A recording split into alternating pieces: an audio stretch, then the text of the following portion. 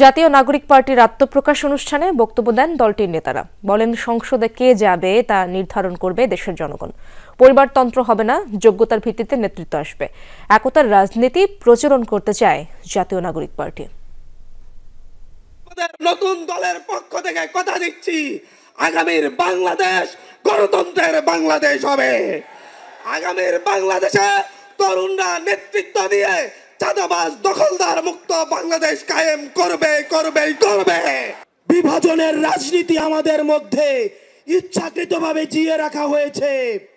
আমরা state develop করতে পারি নাই, আমরা নেশন ডেভেলপ করতে পারি নাই।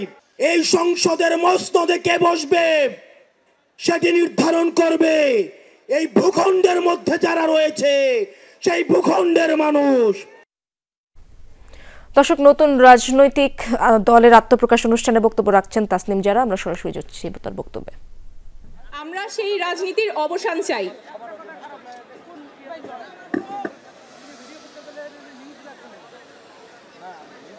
আমরা এমন রাজনীতি করতে চাই যেখানে শুধুমাত্র কোনো ব্যক্তি বা পরিবারের স্বার্থ সংরক্ষিত হবে না, রাজনীতি হবে মানুষের পাশে দাঁড়ানো, জনগণের কথা বলা। আমরা চাই এমন বাংলাদেশ গড়তে যেখানে মানুষ বলবে না যে সব দলই এক।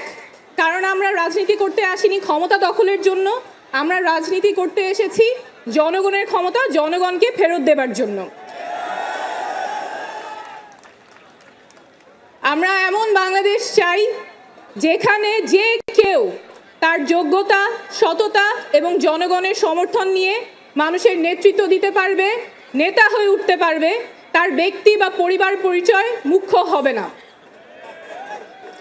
আমরা এমন বাংলাদেশ চাই যেখানে ক্ষমতা শুধুমাত্র কোনো ব্যক্তি বা পরিবারের কুক্ষিগত থাকবে না, ক্ষমতা থাকবে জনগণের হাতে। আমরা এমন বাংলাদেশ চাই যেখানে স্বাস্থ্য এবং শিক্ষা কারো পণ্যে পরিণত হবে না, সেটা সবার অধিকার, নাগরিক অধিকার, সবার সমান থাকবে। বাংলাদেশ বদলাবেই, শীঘ্রই বদলাবে, এইবার অবশ্যই বদলাবে, আপনাদের হাত ধরেই বদলাবে। ধন্যবাদ।